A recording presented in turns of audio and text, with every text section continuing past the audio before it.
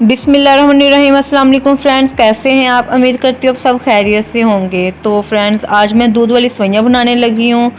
तो रेसिपी शुरू करने से पहले अगर आप मेरे चैनल पे न्यू हैं तो मेरे चैनल को सब्सक्राइब कर दें और बेल आइकन को प्रेस करना मत भूलिएगा। तो चलते हैं अपनी रेसिपी की तरफ। यहाँ पे मैंने एक पतीली ली है, उसके अंदर आधा किलो दूध ऐड कर रही हूँ। दूध मैंने ऐड कर दिया है। मैं इसके अंदर मलाई ऐड कर रही हूँ। ये घर की ताज़ा जो मलाई है दूध के ऊपर से मैंने उतारी थी, वो ऐड की है मैंने इसमें 2 टेबलस्पून। और केवड़ा वाटर जो होता है वो ऐड किया है 1 टेबलस्पून।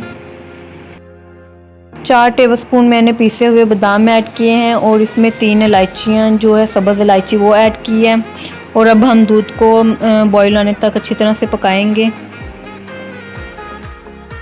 अब मैं इसमें 1 कप चीनी ऐड करूँगी और आंच जो है वो मैंने ज़रा थोड़ी सी स्लो कर दी है। तो अब मैं दूध को ज़रा थोड़ी देर के लिए पकने के लिए रख दूँगी। बारीक सेवइयाँ ली थी मैंने आधा पाव और उसको अच्छी तरह से तोड़ लिया था और बारीक कर लिया था।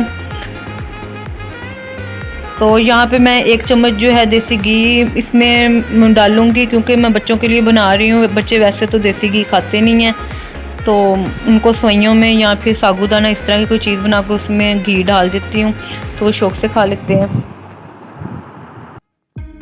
सेवइयाँ जो हैं वो माशाल्लाह हमारी बन के रेडी हो गई हैं। तो अब मैं इसको किसी बॉल में डाल के ठंडा कर लूँगी। सेवइयाँ जो है इतनी ही पतली रखेंगे क्योंकि ये ठंडा होने के बाद और गाढ़ी हो जाएंगी। तो अब मैं इसको एक बॉल में डाल के इसके ऊपर बादाम वगैरह गार्निश करूँगी।